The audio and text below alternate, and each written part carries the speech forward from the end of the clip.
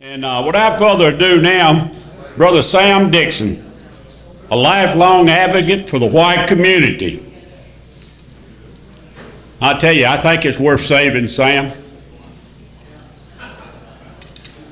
Former candidate for Lieutenant Governor of Georgia, very successful attorney, one of the South's finest orators, author of the widely distributed monograph, Shattering the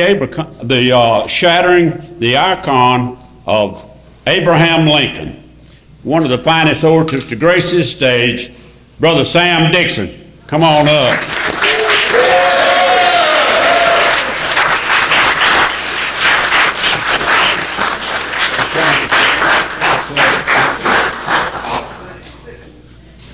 I hope none of you witnessed my handing $400 over to him for that introduction. I hope they didn't. This is true. This is true.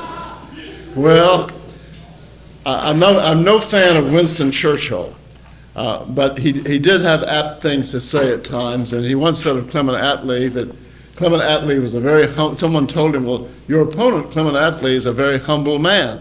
And he said, yes, he is a humble man with much to be humble about. and I am also a humble man, and I know that I have a lot to be humble about. And so I don't have a very well organized speech like our great leader, Jared Taylor. This will be kind of a choppy thing in which I'll just sort of talk with you. It's not an oration, it's just a talk. And I don't want to offend you, but some of the things that I say might ruffle your feathers as Southerners. But I like to say in the South that I am a Southerner. In my living room in Atlanta, I have a Confederate bond by my front door, and it has a woman's picture on it. And she was the daughter of the governor of South Carolina, named Dushka Pickens. She was named by the Tsar when her father was American ambassador to the Tsar's court. And she lit the fuse for the first cannon shot at Fort Sumter, and she was my paternal cousin. So on both sides of my family, I have impeccable Southern credentials as well as New England credentials. But I consider myself to be a Southerner, and when I criticize the South, which I will have some criticism, I'd like to tell people it's like my mother.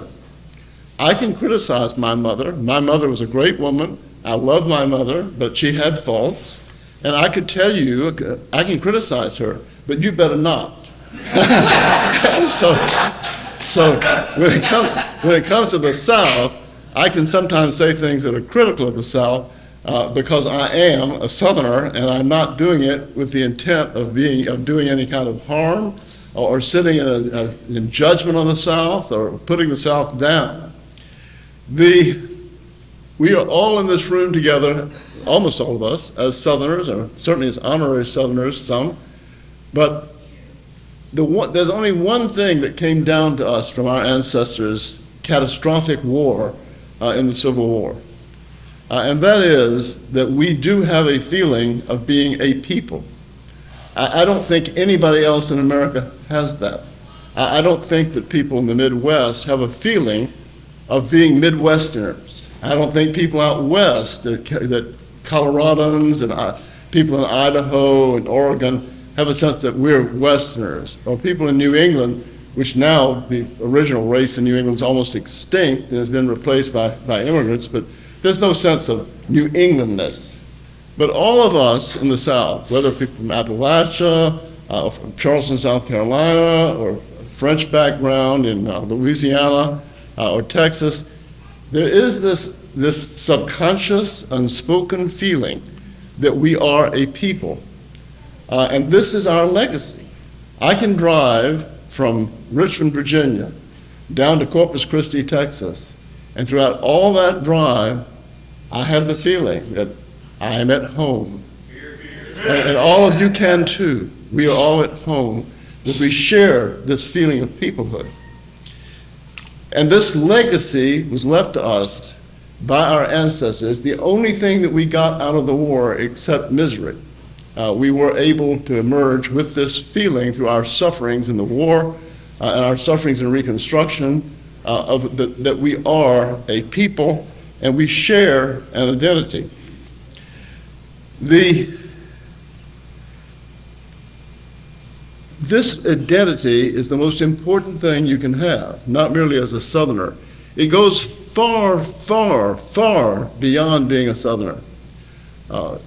We need to learn from our enemies, people who've been very successful.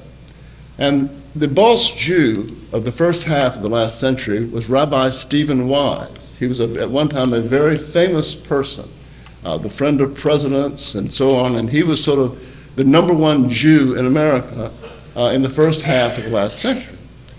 And he stressed with Jews over and over again. He would say, we Jews have been Americans for 300 years, but we have been Jews for over 3,000 years. And Rabbi Wise was right, and his people have flourished because they have never lost that identity. They have never been confused into thinking they're Americans. They've always known that they had to them, a greater identity that trumped being Americans. And we also have that identity. We have to understand that the South is the latest shoot from a colossal tree with its roots in antiquity. Our culture, our religion, our race, these are all the result of the paganism of antiquity through a sieve of Christianity. That's true whether you're a Russian in Vladivostok or an Irishman or an Englishman or a Canadian. Every white youth in the world can look at the Parthenon and identify with it because it's part of what we are. Everyone can look at a Christmas nativity scene, and it's part of what we are. And we share this ancient history that goes far beyond being a Southerner. And we must never overlook this. It's like Jared Taylor was saying, that we have in common most things with other white European Christians in the United States and abroad, in Russia. Those people are our people. And despite the divisions of language, the different types of Christianity, we are the same people represented by separate nations.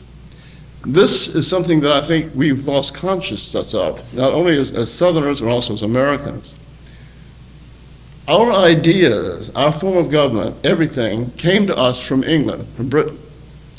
The Bill of Rights, people seem to have the idea that with the Bill of Rights, that Jefferson and Madison sat down in their studies and put the ink in their quill pens and scratched their heads and said, okay, let's draw up a list of rights. What about freedom of speech? That's a good idea, let's write it down. No, all of these ideas came to us from Great Britain. The Bill of Rights itself has a template, and that template was passed by the British Parliament in 1692, and it's called the Declaration of Right. I wince when July 4th comes around to hear all the attacks about British tyranny, the tyranny of King George, how we escaped British tyranny. Britain was the freest country on earth in 1776, and America was the second freest country in the world. We talk about the tyranny of King George, but Abraham Lincoln is on the penny and the $5 bill. When we were in high school, most of us had to do essays. Our teachers would say, compare and contrast, and you'd write an essay. Well, let's just do a little minute of compare and contrast the tyrant King George to the beloved Abraham Lincoln. How many towns and villages in America did King George burn down from his rebellious subjects? The answer, 0. King George never did that. How many did Abraham Lincoln burn down? 1,000? You know? How many prisoners of war did the tyrant King George use as live mine detonators? No American was ever used as a live mine detonator by King George, but Abraham Lincoln did it. There's actually extant a letter from Sherman to his wife. Sherman used Confederate prisoners of war as live mine detonators. This is in Shelby Foote's History of the Civil War. Sherman wrote to his wife, if you can imagine such a thing, and he told his wife that he satisfied his horse that day and watched the soldiers herding the Southern POWs across the minefield. And he said, this is really charming, I couldn't help but laugh to see how gingerly the soldiers, the prisoners stepped. Imagine if Himmler had written a letter like that. Don't you think we'd hear about it?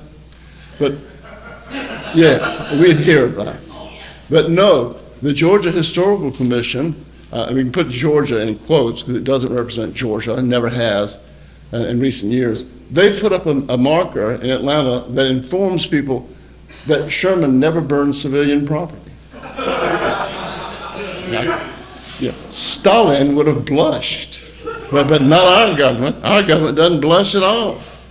But anyway, like I said, this is going to be a mixed salad of stuff I'm going to talk about, but it does have that central theme that we are more than merely Southerners, that we are European white people with a magnificent heritage that stretches us back thousands of years, and we must never fail to be cognizant of that fact.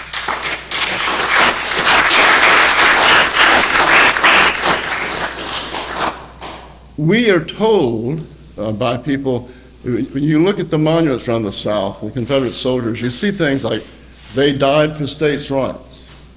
They died for constitutional government. And this is not only a failure of Southerners, it's a failure that pervades all English-speaking peoples. I don't understand where it came from, but we Anglo-Saxons, we English-speaking people, cannot articulate the idea that people died for us.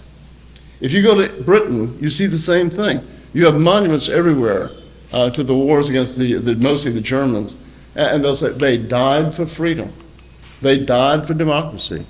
I have never seen a marker in the South. I've never seen one in Britain saying they died for the South or they died for England.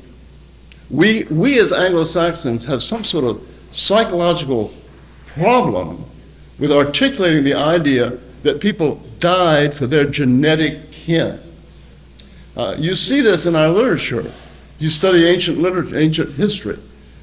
Most of you will know about Leonidas and the Spartans at the Battle of Thermopylae, the 200 Spartans who died rather than retreat fighting the Persians.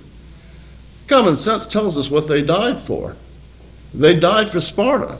They died for each other. They died for their wives and children back home in Sparta. But when you read the interpretations in our history books, they'll say, oh, this was a fight between democracy and tyranny. And they died in Sparta, of all places. They died for democracy. Even studying other people, we cannot grasp the idea that it is a noble thing to sacrifice oneself for one's race, for one's tribe, for one's language, for one's religion. And you see this contrast, as sick as all white people are. If you go to Germany, you will still see monuments which will say that those soldiers, and it will say they died for the fatherland. In France, they'll have markers. They'll say they died for la patrie, the fatherland. But you won't see that in England, and you won't see it in the South, and you won't see it in America. We have to get over this. We have to change. We have to be willing to speak of people dying for their race. The Spartans did not die at Thermopylae for democracy, and our people did not die for states' rights. The Kennedy brothers are wrong in their rendition of history. Our ancestors fought for their race, and that not only is there nothing shameful about it, it was a noble thing they did, that they fought for their race. There are other weaknesses that I see as a Southerner in our culture, and I think it's an act of affection to call other Southerners' attention to these deficiencies. For one thing, Southerners scorn and demean education. That's not true in New England. There's no accident that New England took over the narrative of American history, because New Englanders built colleges like Yale and Harvard, and they wrote books.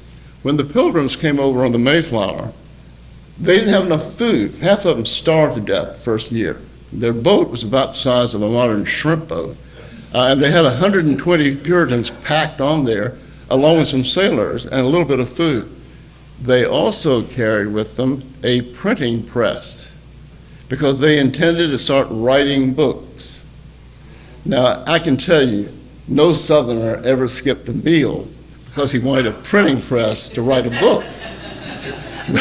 We can learn a lot from watching what they did. We need to cherish education. The sports obsession. I don't know if Pastor Weaver, is Pastor Weaver in the room, or has he left? I guess he's left.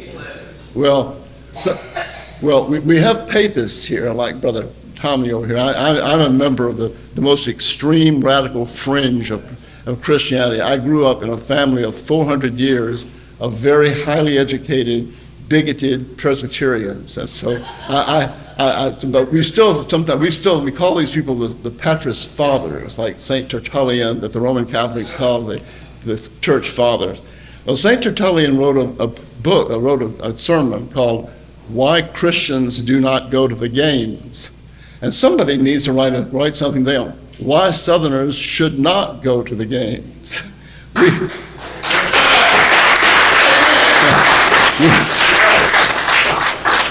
We have about 125 people in the room today on a Saturday. If this were in the fall in the South, there'd be 50,000 Southerners packed into Sanford Stadium at the University of Georgia, where I went to school, to watch a football game played by our set of Negroes against some other college's set of Negroes. No. You don't go to the games. You better yourself, you educate yourself, you save money, you build up your business, you don't go to the game. Going down my list of sort of cautionary stories, there's a danger, this is true not merely when it comes to Southerners, but everywhere else in life. There is a danger in some weird way that one will become what one's enemies say you are. I went to a meeting of a very fine Southern group one time, and they had Otto Scott speaking. Otto Scott wrote this fabulous book called The Secret Six, about the 6 fanatics who financed John Brown's efforts to instigate a race war for the massacre of Southern whites. That was the agenda, and that's what these people were funding. Anyway, I had always wanted all of my life to meet Otto Scott, and they had him up speaking. And then someone got up and said, I'm sorry, we're going to have to cut you short. A singing group has come. And they took this monumental scholar who'd written this critical book for our people off the stage, and these clowns came on the stage. They were straight out of the Beverly Hillbillies. They had big straw hats. They were colossally overweight. The men were wearing blue jeans with suspenders.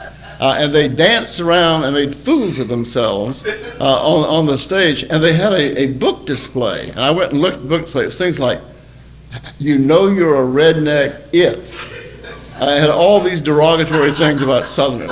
You know if you're a redneck if you have tires with flowers planted on your front yard.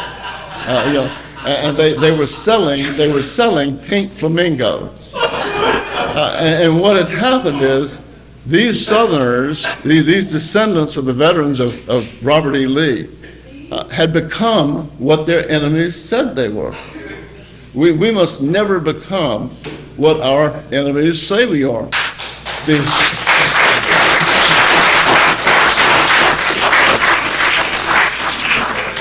Your psychiatrists tell us that your self-image is critically important, and you need to watch your self-image. Coming in today, I met the great and good Tommy, Mr. Tommy, who gave us this speech this morning. And he said, I'm just a hillbilly from Arkansas. And I told him, stop saying that. Don't put yourself down. But there's a tendency for us to do that, and we shouldn't. He's not just a hillbilly from Arkansas. He's a very thoughtful, entertaining speaker that has a lot to say, and he should conceive of himself in a friendlier way. Would you tolerate someone as your friend who called you a hillbilly? You speak to yourself more caustically than you would ever allow a friend to speak to you. So you need to become friendly to yourself. You need to say nice things to yourself.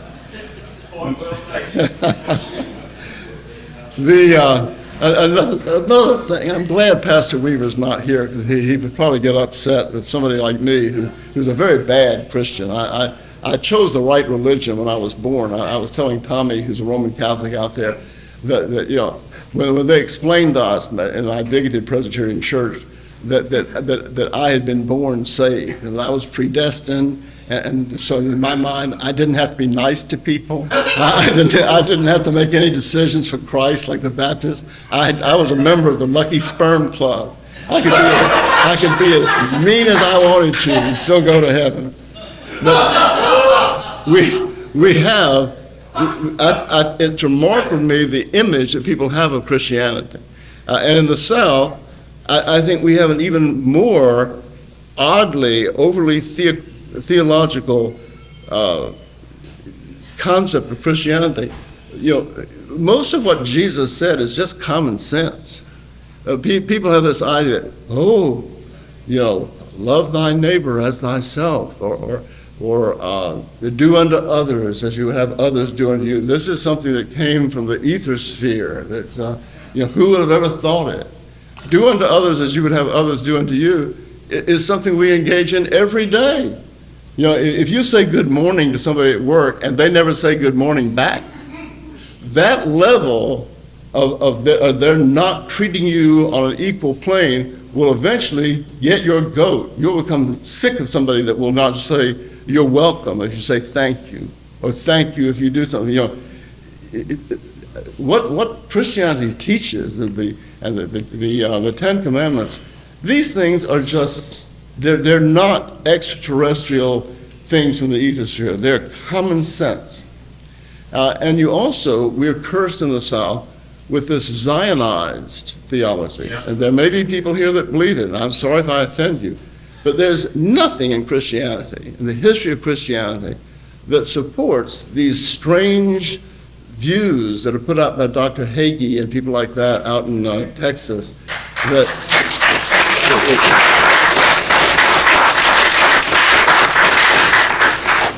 Jesus wants babies burned alive in Gaza.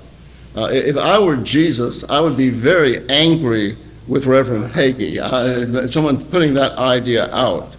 So we are cursed in the South with these ideas that people have adopted that nobody in Christianity ever, the popes never endorsed this idea. All this stuff about the Jews being blessed, and if you bless Jews, you'll be blessed. The popes never said that. Martin Luther never said that. John Calvin never said that. Charles Wesley never said that. Nobody had such an idea until the early 20th century, and we have a good idea of who cooked this thing up and peddled it to Christians. Wars. It's very strange. It's some sort of Stockholm syndrome. But Southerners are suckers for the system's wars.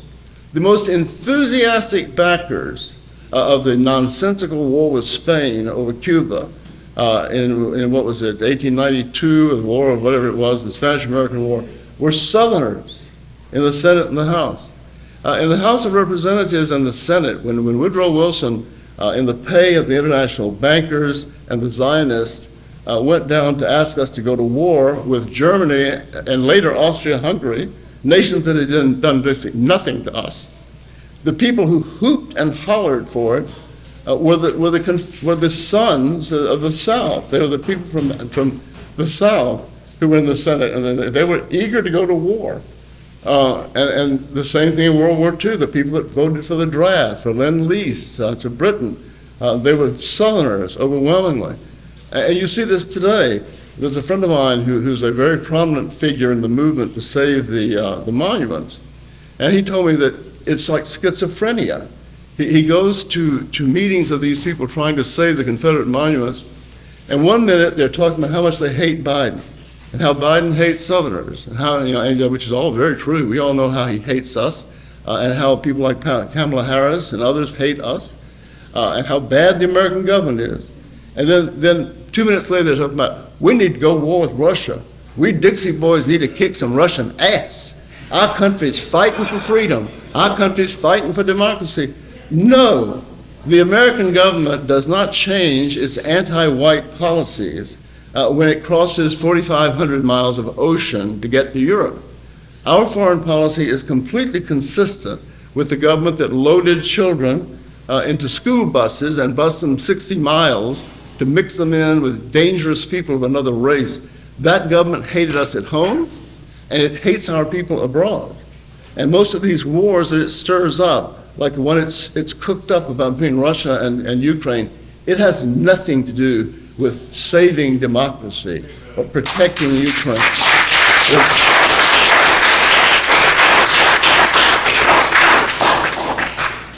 The monument struggle could have been something that the New Left, when I was in college, the communists called themselves the New Left.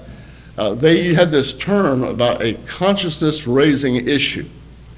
The efforts of the NAACP and the other anti-white organizations to destroy the monuments to our ancestors could have been something that elevated the racial consciousness of white Southerners. Instead, because of people like the Kennedy brothers, it has been turned into something that is psychologically destructive to us. This our ancestors weren't racist. Abraham Lincoln was a great racist. Our ancestors weren't. Why? The theory apparently is that Robert E. Lee was just dying for some Negro to marry his daughter. He was really, really looking for that. No, our ancestors were conscious of their race, and they made the decision to leave the Union primarily because of the danger that the North, the abolitionists, were taking power in the North, and they were going to unleash the slave populations in the South upon white people. When you read the statements of the Southern Secession Assemblies, they are all about that. That's all they talk about. They have the picture of Yancey, Senator Yancey over here. Somebody asked him about the tariff when they were getting seated. He said, I don't give a fig for the tariff. So this is about slavery. In other words, it's about race. It wasn't that all Southerners thought slavery should be continued. Slavery, Lee made the best statement possible on slavery at the beginning of the war. He had a son who's a Unionist. And he wrote to his son, and he said, as for slavery, I have always considered it to be a great evil, primarily for white people. And that's true.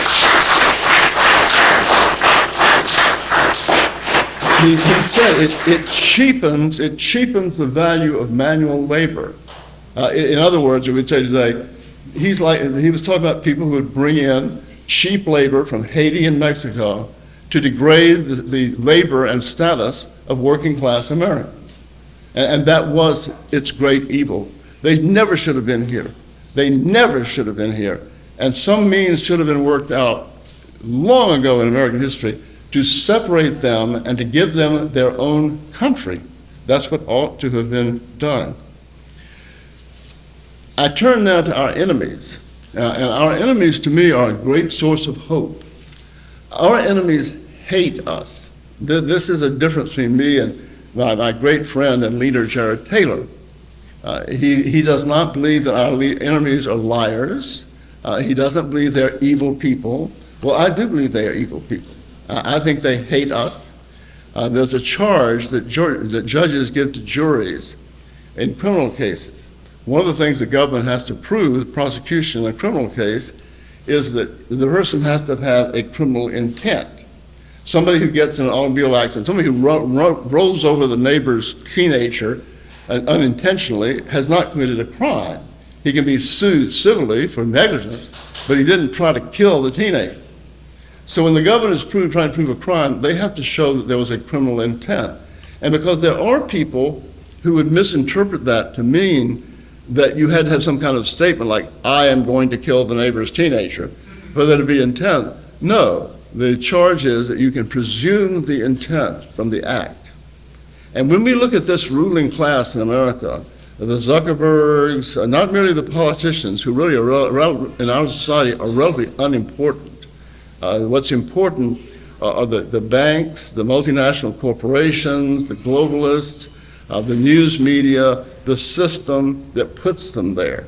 They don't really have much power. If they ever tried to do anything that wasn't in keeping with the system, they'd be out of office at the snap of a finger. But when you look at these people, you see the degree to which they hate us, the degree to which they are despicable people. I could bore you for hours with recent events that will show you just how bad they are. But here's just one of them. Anybody remember the name of Edward Snowden? Yeah. Yeah. Do you ever hear his name anymore? No. And what Snowden did, by the way, all of Snowden's ancestors fought for the Confederacy. Yeah! He says that. He says that in his autobiography, and he doesn't apologize for it. He doesn't do it. He says, all of my ancestors fought for the Confederacy, and he goes on from there with no apology, nothing. But Snowden was the guy that he was a whistleblower. He told the American people about the largest violation of the Bill of Rights in our nation's history, larger than Abraham Lincoln's shutting down 1,100 newspapers by federal fiat in the North, larger than Abraham Lincoln putting 40,000 Northern civilians in jail without charges in the North, worse even than than Lincoln, far worse than Lincoln.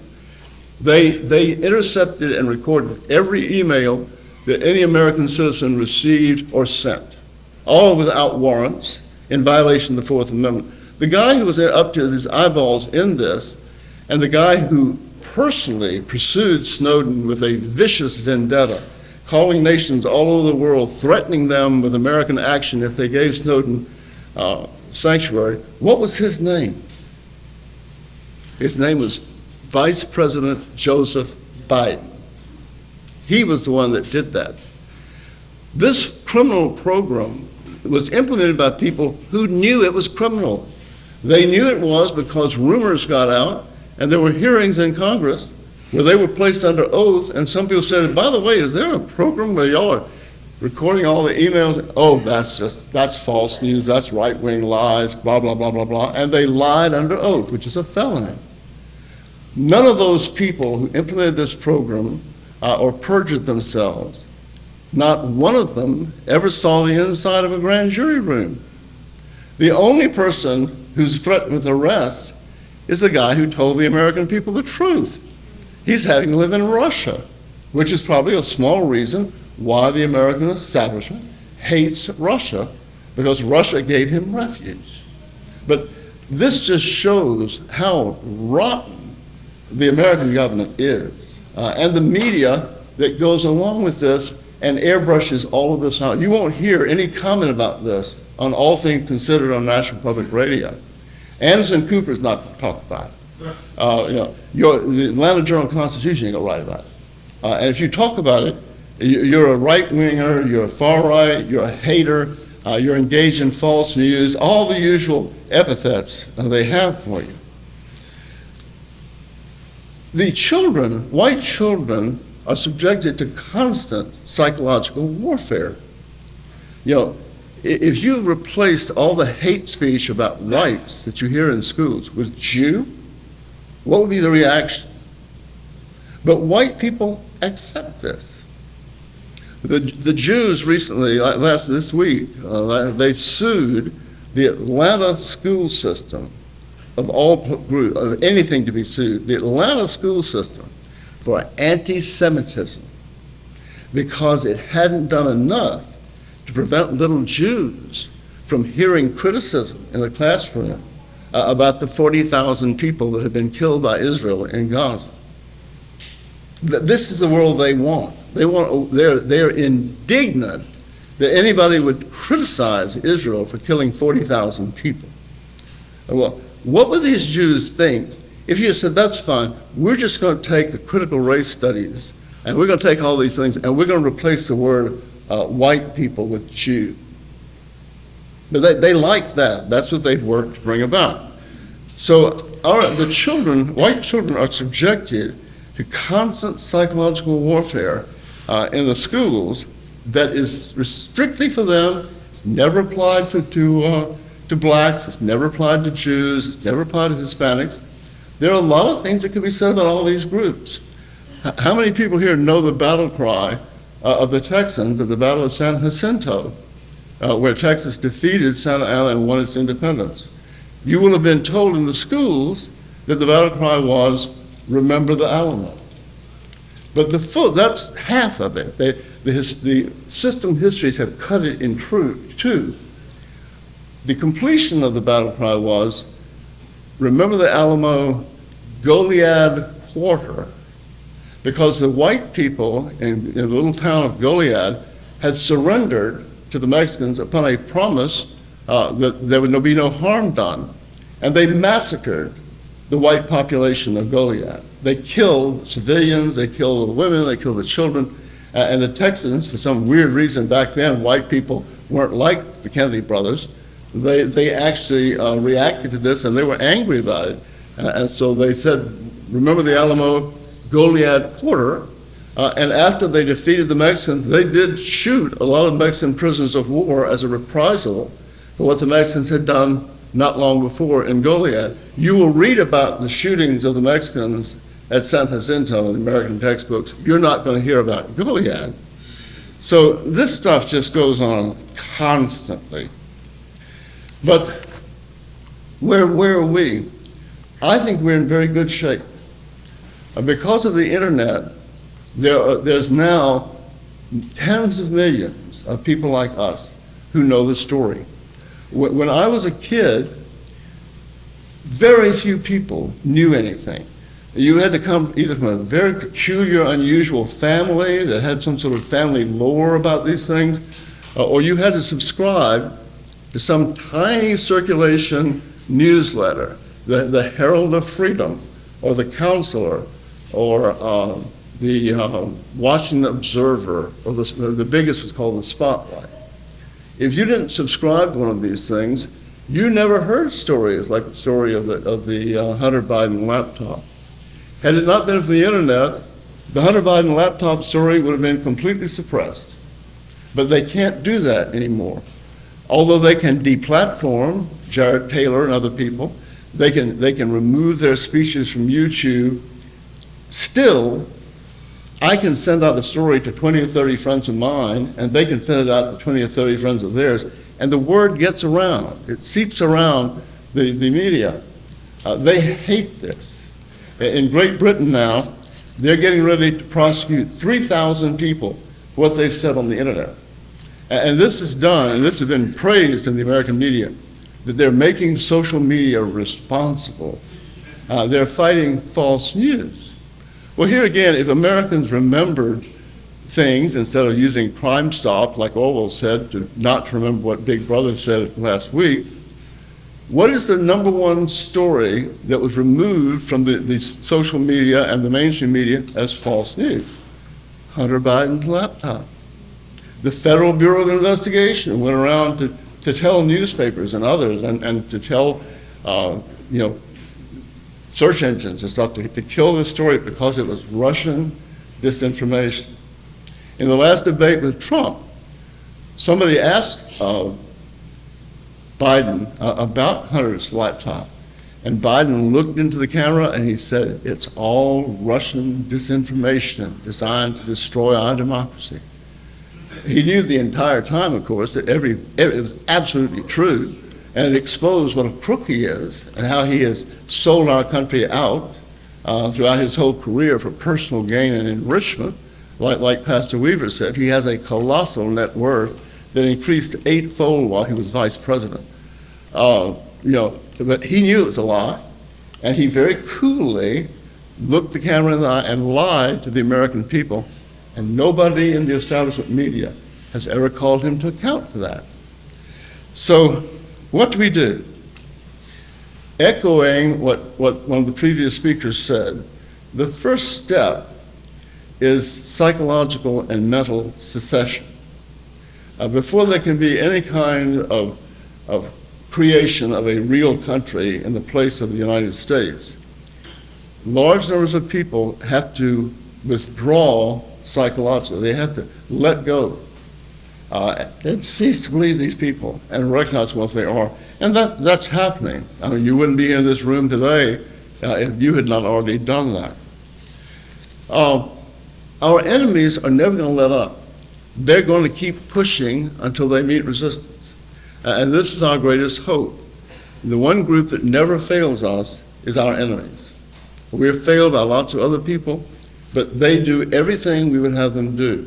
Critical race theory is a wonderful thing that they've done. To bring the issue of race to the attention of every white child in America, to degrade and attack those children, to falsify history, to edit out anything done by the Zionists in Gaza, or the way blacks treated each other in Africa, or anything, and make whites the sole guilty people, the cancer of history, as Susan Sontag called us. This is good. If I were running them, I would say, we got it real good now. We've run everything. We're colonizing the country with non-whites. The whites are stupid. They're comfortable. They're cowardly. Let's back off and just let things ripen. But they can't do that. They can't control themselves. They don't have a brake. They only have a gas pedal to accelerate.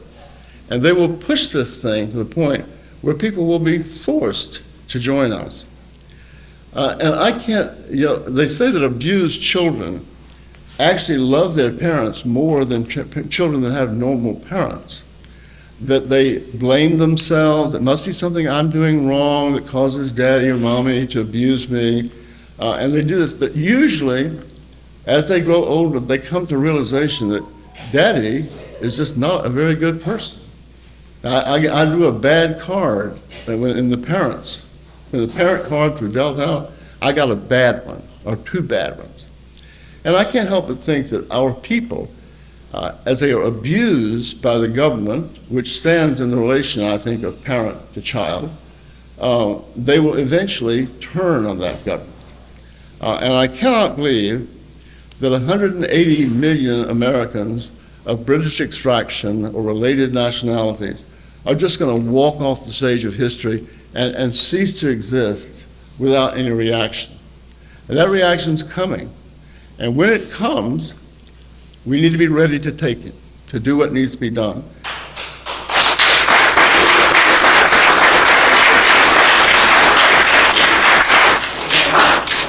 And here is the kind of government that's going to have to take care of it. It is not going to be a local government. It's not going to be a states' rights government. It's not going to be a limited government. It's not going to be a government that goes back to the Constitution. This time, if we have a civil war, we have to have the Lincoln. We have to have the Stalin. We have to have the people that will get things done. These people hate us, and we are engaged in a fight for our very lives with these people, the lives of our descendants. They will not go away voluntarily. They will not stop voluntarily. Even if they're removed from office, they'll do like they did before. They will utilize the Constitution to get their rights, so as they and invoke all these things like freedom of speech until they can finagle their way back into power with more voters on their side than ever due to demographics, and they will take up right where they left off, violating all of our rights. We cannot live in the same country with these people. We cannot live in the country of people who are racial strangers, and we cannot live in our country with white people like Zuckerberg or Anderson Cooper or Mary Louise Kelly of National Public Radio. We can't live in the same country with them. And we have to understand, in a revolutionary time, you act as a revolutionary. I told you that I would criticize our own region, because I can do it as a Southerner. The Southerners were ill-equipped for their revolution when the Civil War came. Who did they make their vice president? Alexander H. Stephens. Why did they make him their vice president? Because he had opposed the whole idea from the get-go. He was a unionist. And the idea was, oh, let's bring in a unionist to show that we're all together now. Do you think Lenin ever invited some member of the royal family to come sit in the Supreme Soviet? Lenin knew what revolutions were about. We loaded our government up with people who did not really believe in the proposal. And we lost to a great extent because of that. We cannot make that mistake again.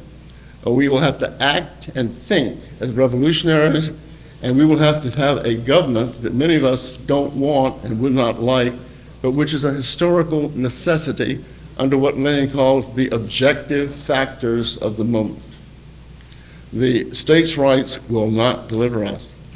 But I'm confident that they are not going to be able to eradicate us. They will not cause us to disappear. They will make us into what we have to be to win this struggle. And I'm very confident that our people will win this struggle and that we will triumph in the end. Thanks for putting up with me.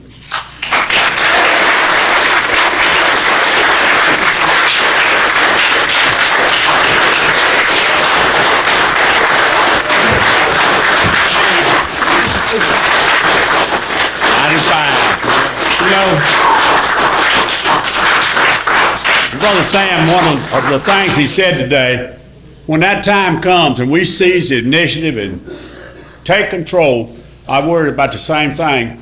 These people down there in Montgomery, Alabama, and their cronies are going to try to seize the initiative away from us and continue. And that's going to be something else that we're going to have to deal with. We need all of them out. This is why I'm sorry, but it cannot be a geographic secession. The governor of Georgia now, where I live, where I've lived all my life, is now to the left of the national government.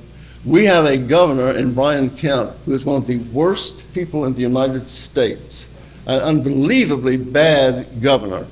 When the blacks rioted and attacked the white neighborhoods in North Atlanta, Brian Kemp called out the State Patrol and the National Guard and ordered them not to interfere with the black mobs. He told them to keep 100 feet distance from the black mobs. He told them to make no arrests. This is the kind of person who rules us in Georgia.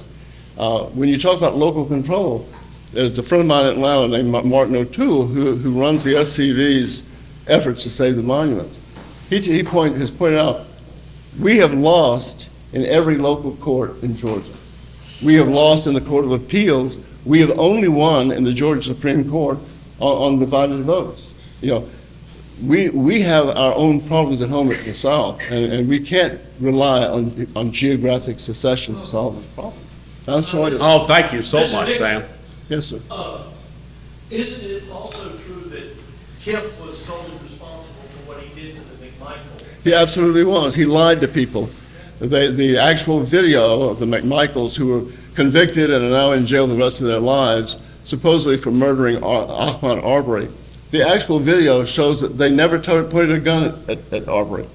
The young McMichael, when he was attacked by Arbery, he kept his gun pointed to the ground the entire time while Arbery ran up and jumped him and tried to take the gun away from him. Arbery has a history of mental illness and was not on his medications when all this happened. Kemp called a press conference and lied to the people of Georgia and said he had seen the video, and the video showed the white guys just gunning down a black man for jogging down the street. He's that bad. He also repealed our citizens arrest law. The Black Lives Matter people said that the citizens arrest law was just codified the English common law. This is something that's been part of the English common law forever. He said that the citizens arrest law was passed by a white racist legislature to enable white people to oppress black people. This was the line of the Antifa and the BLM movement. It was historically totally false. When Kemp did that, 46 states in the Union, including all 6 New England states, had citizens arrest laws.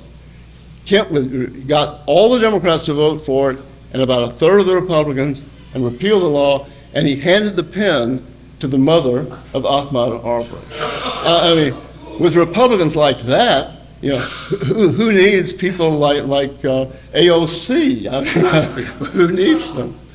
Thank you again. Let's give Sam another big hand. Hey, you know, this conference this year, these speakers that we've been blessed for, Sam, what a blessing. All of y'all, all our speakers, the whole group for that matter, what a blessing that got it right here next to my heart. And if you don't mind, I left a little list over there laying on it's kind of folded up. It's a list with some names on it. Got it here. Can I make one comment? You sure can. This is something that I've been saying for as long as I've been in Southern Nationals movement, whenever I go to an event like this. To me, it's an amazing providential thing. Without any collaboration beforehand, how much the topics of the speakers' comments overlap each other and support each other. Yeah, with no collaboration whatsoever. To me, I can't help but think that we must be doing something right, because without any forethought or anything like that, all of our speeches support one another and bring out a lot of the same topics. Maybe in slightly different ways, but it's always amazed me how much unanimity there is, and how much mutual support there is in the speeches that are made at events like this. Yeah, we really need to embrace it, and that's exactly right, Mark. It is amazing. Y'all, I wanted to just say a couple of things before we're going to have a really grand finale. The organization, the center itself, the purchase of this land, the construction of the building, this place is a refuge for our people.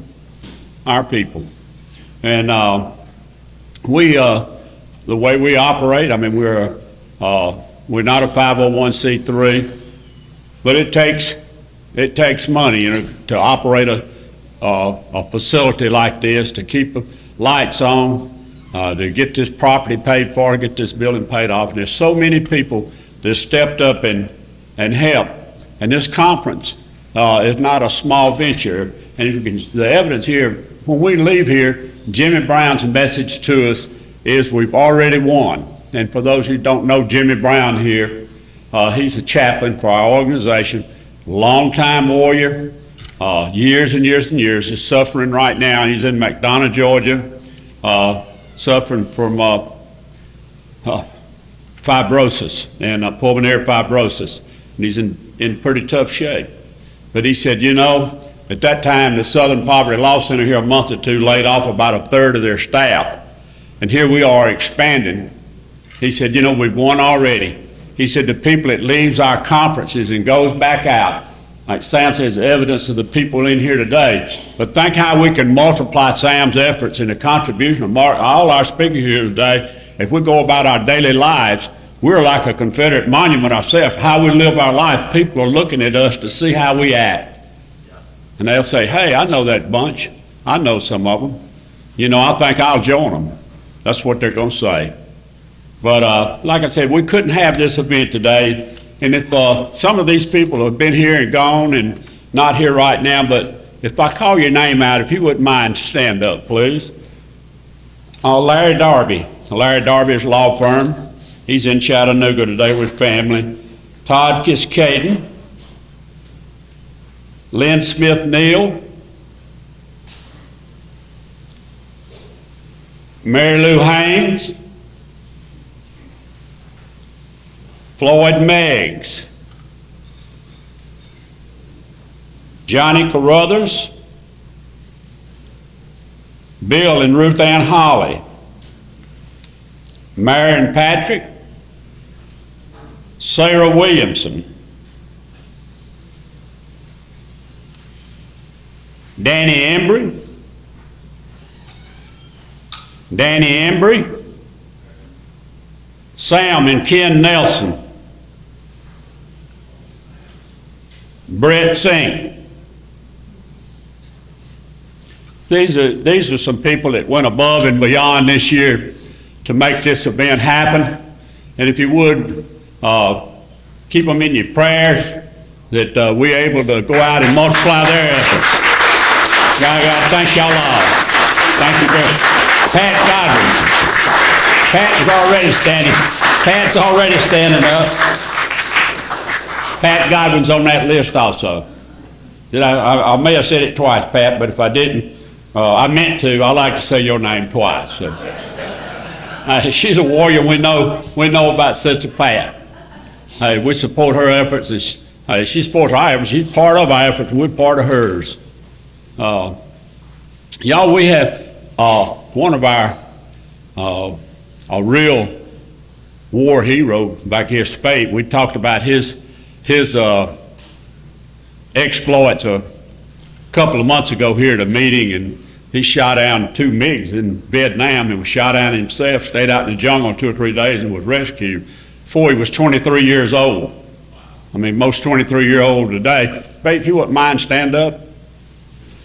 But Spade's wife's here today. She's more famous than he is. Thank you, Spade. Hey, Spade's wife is more famous than him, I hear. Movie star, professional singer, and she was in, what was the movie you were in? It was it The Sound of Music, or which one was it? You were in the movies. Herman's done told on you, so. Which one was she in, Herman? Sound of Music. Sound of Music. All right, Sound of Music. And she's agreed to make some music for us. And Helen is going to lead us in Dixie. She's got a professional voice and in big band music. And so we're going to ask you to sing, lead us in Dixie, or we can get these microphones ready for you.